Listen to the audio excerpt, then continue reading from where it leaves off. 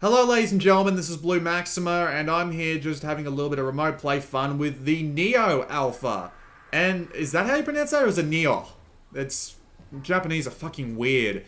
But anyway, the Nioh Alpha just came out on the PlayStation Store, and I felt like checking it out, and I've actually played through the entire first area, and it's like 4 or 5 hours long, so it's actually kind of impressive how much stuff they put into this, free alpha trial. It's actually great. But anyway, I figured I'd try it out on remote play. So here's the drill. If I hit, not the start button, the touchscreen button, I can come have a look at the settings.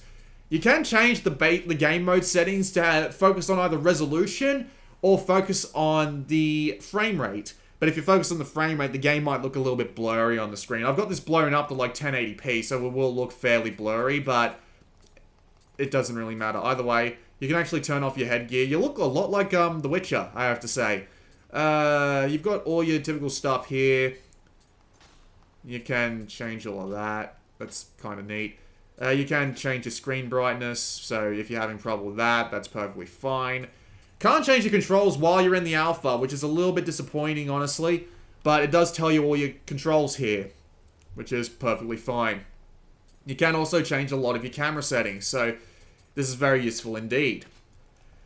So anyway, we go back to the game, and the main controls are thus. You move and look around with the left and right stick, that's fairly obvious. X is your dash button, square is your normal, triangle is your heavy. Circle is your... what does circle do again? I don't bloody remember. Now, the way this game works is that it's got stances, and you switch your stance by holding the R button, and you can swap between your stances holding the R button, pressing the face buttons. This works perfectly fine, and you need to do this a lot. You can also hold L1 to block. This is also required a lot.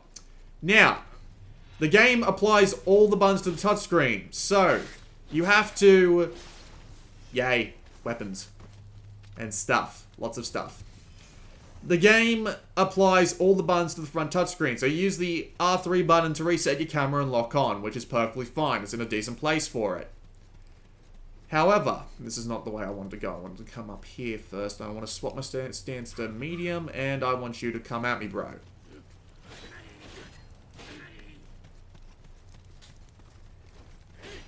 It really should have gone the other way. That too.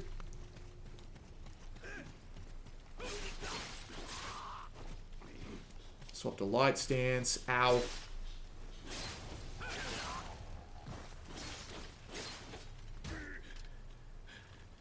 Better have some healing juices. Ow. Fuck you. So yeah, the way the game works is that, yeah, the lock-on and stuff works perfectly fine. It's in a great place for it. So that works pretty damn well. The real issue, though, is with the bow and arrow. You don't get the bow and arrow until like halfway through this area, but I've already got it, so I can show it off. But basically, you have to hold L2 by holding that up there, and then press R2 to fire. So you have to hold it like this, move with the... Whoops. You have to hold it like this, move the aim with the right stick, and then press the R2, the top right, in order to fire. And you have to tap that to zoom, which admittedly isn't that big of a problem, but it's still a bit of a pain in the ass. Personally, I think I would prefer having the zoom button be somewhere else. Like, I could see the game mapping L3 and R3 to the rear touchpad and not have a problem, honestly, and have L2 and R2 down in the corners, because you're not going to be moving much while you're moving around with while you're aiming with your bow and arrow. And even if you did have to, you could do that realistically while holding that and using the analog stick if you absolutely needed to. So I could see R3 being mapped on the back and not really having that much of a problem with it. Also, yeah, the zoom is a bit twitchy in this version, even on the DualShock 4, so it's a little bit of a pain. And that's the thing, if you zoom in, it makes your aim more sensitive. It's fucking strange. I don't know why they did it like that, but anyway. Oh, I really should have gone the other way of that. I'm an idiot. Let's axe this mofo. Spin to win, because why not? There we go.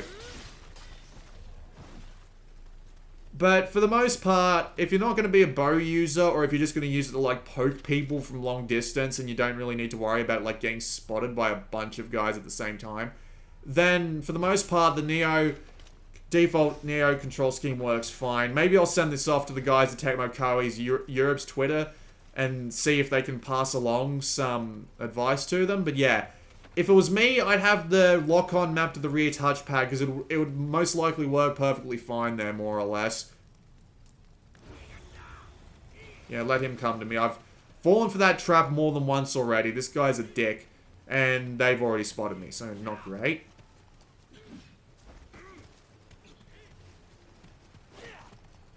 Shit. Okay. I'll go to light axe. No, actually, I'll go to medium axe. Because I can do this. There we go. Now it's just you and me.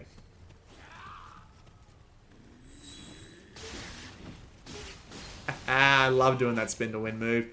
It's great. You probably could realistically play most of the game with this. It works perfectly fine. And you use the D-pad to use your items. There's no real, like, interesting thing to talk about there. Swap back to my swords. Come here.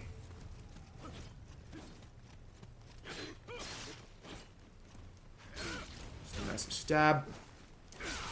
And I let myself get hit because I'm an idiot. He's out of stamina. So now I do this. There we go. Ah, much fun.